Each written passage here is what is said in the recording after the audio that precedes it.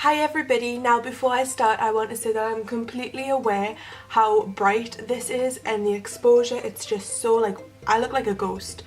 Also, I'm not sure if you've noticed, but I have a cold sore coming up on my lips, and that's another reason why I thought I may as well make a video now rather than later, because for the next 2 weeks my lips are just going to be swollen and disgusting and scabby. So anyways, firstly I just want to make clear that I only done year 1 of politics, so in this video I will not be talking about year 2 of politics. I'll not be discussing American politics, just British politics and just that, because that's all I've done basically. As you've seen by the title, this video today is about my experience with government and politics at A-level. So before I start getting into it, I just want to talk about the course that I actually done, because if you didn't know already, I've dropped politics. So I believe I was doing AQA government and politics. My school does a linear A-level, so I'd never done an AS exam. I only ever sat mock exams for government and politics. I never actually got a qualification out of it. This is also regarding the new specification. So I have a book here,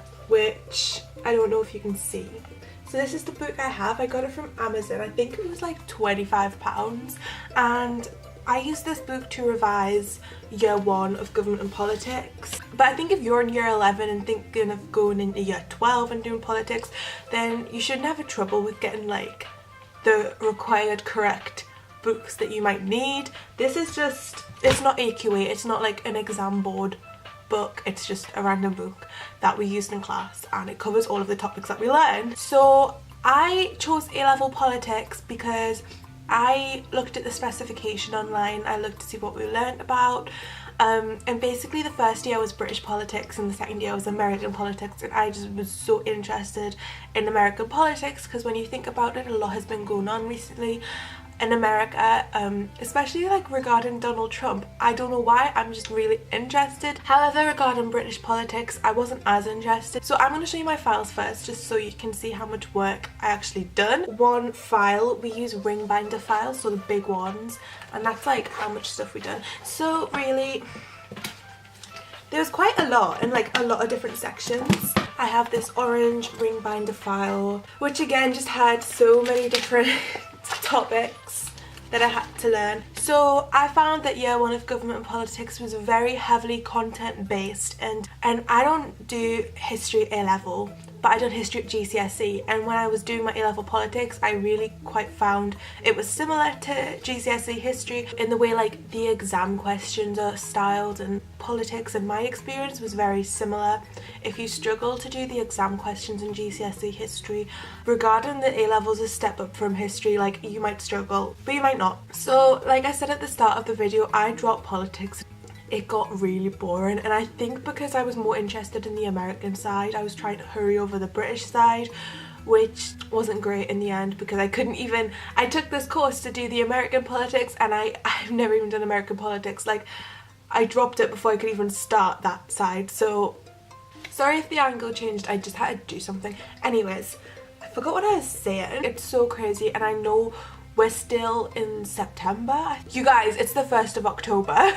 So yeah, 1st of October, and so far I'm loving my new A-levels. I'm still doing A-level law in English language, but I've changed to media studies and I love it so much. So, but yeah, you can watch my first video if you want to know why I changed my A-levels and everything like that. Basically, you can watch my first video.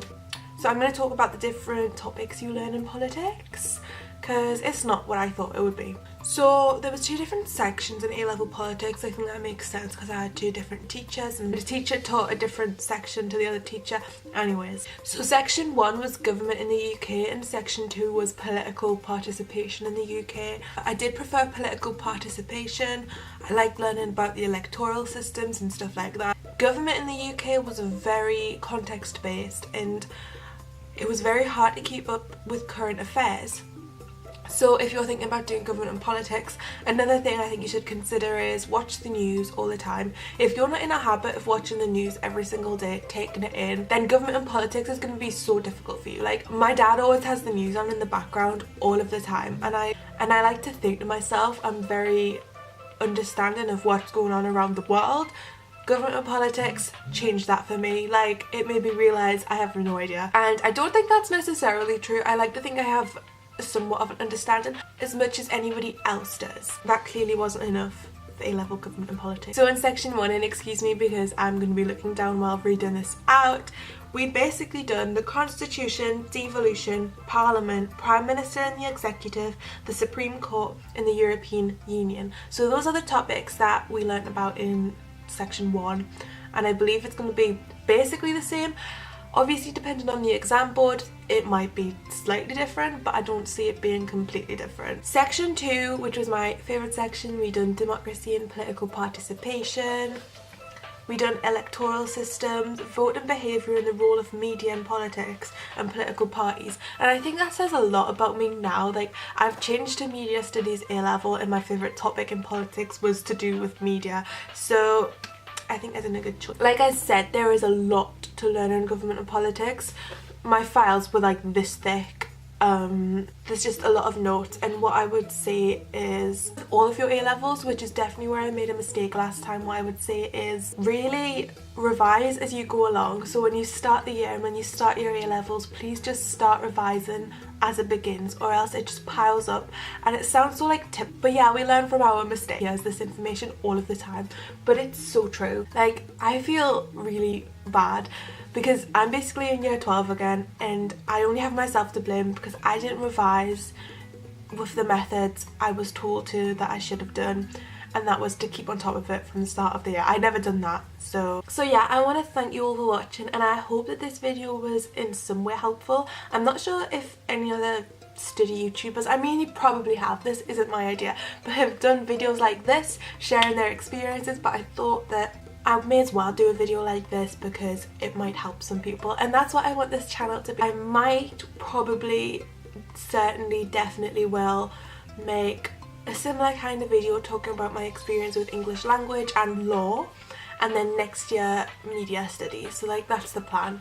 But yeah, thank you all for watching, and I'll see you in the next video.